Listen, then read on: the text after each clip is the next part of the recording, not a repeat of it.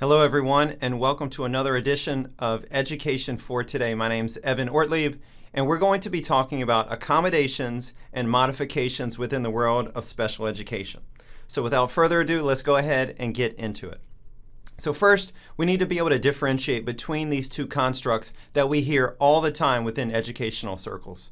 Accommodations and modifications are the types of adaptations that are made to the environment, to the curriculum, our instruction, as well as assessment practices in order for students with disabilities to be successful learners and to actively participate with others within the general education classroom and in school-wide activities. So let's start off with accommodations. Accommodations are changes in how a student is able to access information and demonstrate overall learning. Accommodations do not substantially change the instructional level, content, and performance criteria. Instead, the changes that are made are really with respect to providing a student equal access to learning and equal opportunities to show what he or she knows and can do from a skills-based standpoint.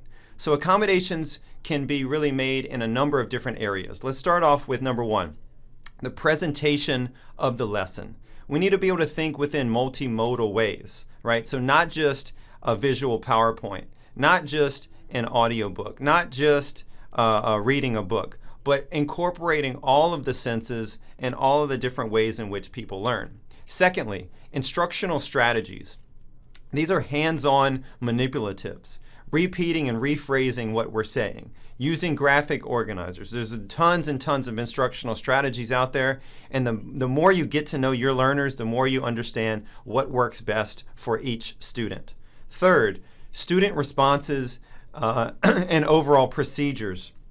When we go back to principles of UDL, or Universal Design for Learning, we know that we need to be able to embrace the ways in which students can creatively respond to instructional prompts. So if I ask the students to read chapter 1 and do a response, can they do a response in an audio format, a visual, a quick YouTube clip or video clip, if you will? Can they show a graphic organizer of what they've learned? Can they somehow create something in a 3D environment? All those things at certain times should be on the table for consideration. Fourth, time and scheduling. Is it possible to be able to increase test-taking time for certain students who may have a processing issue, who may be easily distracted, and at certain times, time is a valuable consideration for an overall accommodation. Fifth, the environment in which you're learning. We need to be able to think about posting visual reminders, using closed captioning when at all possible, as well as behavioral cue cards to remind students of what's appropriate, how to redirect their inappropriate behaviors, and so on and so forth. So when people get frustrated, they can look back at their card and say, okay, instead of throwing something, I can just pick up a book to read. I can doodle on my pad. I can do these sorts of things, okay? 6, we have equipment. And so a friend of mine did this amazing project on 3D picture books featuring Braille technology and then posted all of those 3D picture book files on a publicly accessible website so everybody all over the world can have access and download and print and have access to this children's literature and this adolescent literature. And so that's the sort of thing when we're talking about equipment that can make all the difference with respect to accommodations to ensure that all students have equal opportunity to learn. And finally, in accommodations, we have assignment structure. We need to be able to focus on accessibility, sometimes using guided notes, sometimes using books on tape. It's about the learning. It's not about the means in which we learn. Then let's shift towards modifications. So a quick summary of accommodations. Those were changes in how a student accesses information and demonstrates learning, while modifications have to do with the changes in what a student is expected to learn and modifying that. So the changes that are made within this realm provide a student with opportunities to participate meaningfully and productively alongside their peers in the classroom space. Modifications can include a number of different things. On the instructional level, number one, instructional level, we can sometimes cut the readability level of a text. I remember working with fifth graders and we were reading about the book Hatchet by Gary Paulson.